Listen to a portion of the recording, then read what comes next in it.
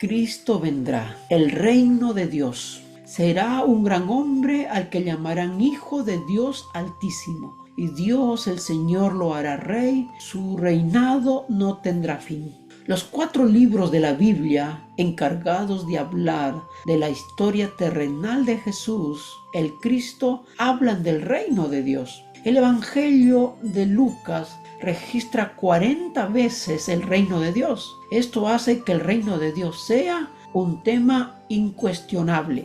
Pero el reino de Dios no está regido por políticas externas de este mundo. Su constitución o leyes gubernamentales, por así decirlo, no fueron inspiradas por mentes humanas, sino más bien por el mismo Dios. El propósito principal de las reglas, estatus, leyes y normas del reino de Dios es velar por la vida espiritual especialmente y moral de sus habitantes, también por lo físico, lo emocional y todo lo que tiene que ver con el ser humano. Además, enfatiza el bien común y glorifica el nombre de Dios. De acuerdo con las Escrituras, observamos que el reino de Dios es espiritual y tiene que ver más que todo con el carácter de Dios reproducido en su pueblo. Los judíos confundieron este principio. Creían que el reino de Dios es terrenal y creían que ellos eran ese reino. Aún hoy en día, entre sus seguidores se confunde el principio del reino de Dios. Se enfocan en templos, escuelas,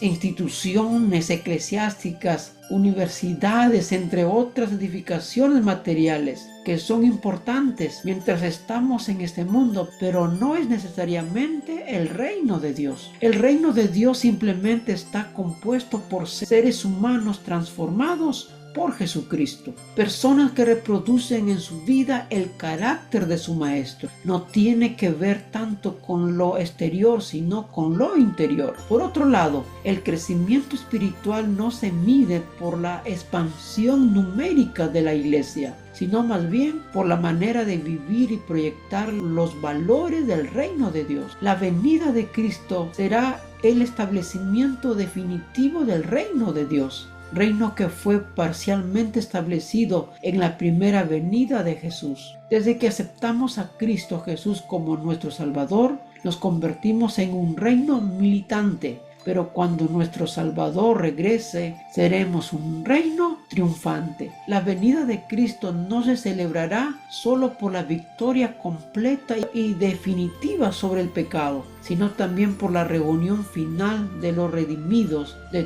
todos los tiempos. No habrá más separación. Estaremos finalmente en el reino. Mientras esperamos aquel añorado acontecimiento, Lucas, por inspiración de Dios, nos aconseja: tengan cuidado y no dejen que sus corazones se hagan insensibles por los vicios, las borracheras y las preocupaciones de esta vida, para que aquel día no caiga de pronto sobre ustedes como una trampa, porque vendrá sobre todos los habitantes de la tierra. Estén ustedes preparados, orando en todo tiempo, para que puedan escapar de todas esas cosas que van a suceder y para que puedan presentarse delante del Hijo del Hombre.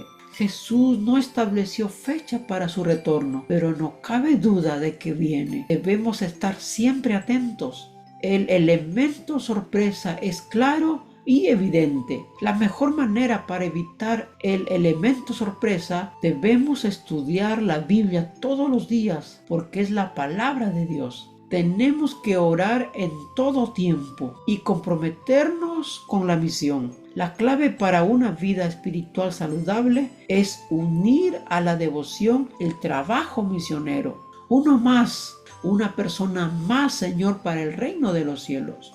Nuestro buen Dios, en este momento vamos ante tu presencia para darte 1000 gracias por estos 30 días que hemos pasado aprendiendo de ti y entendiendo, Padre, todos los acontecimientos y todo lo que está relacionado con tu segunda venida. Tu reino no es físico, tu reino es espiritual. Ayúdanos a reflejar tu carácter. Ayúdanos a ser, Señor, el pueblo espiritual que tú deseas que seamos. Ayúdanos a tener el deseo cada día de estudiar tu palabra. Señor, que cada momento estemos orando. Ayúdanos, Señor, a hablar a otros del amor grande de Cristo Jesús. Ayúdanos a vivir el reino espiritual en esta tierra. Infinitas gracias por las promesas de tu segundo advenimiento. Quédate con nosotros y llévanos en paz. En el nombre de Jesús oramos. Amén y amén.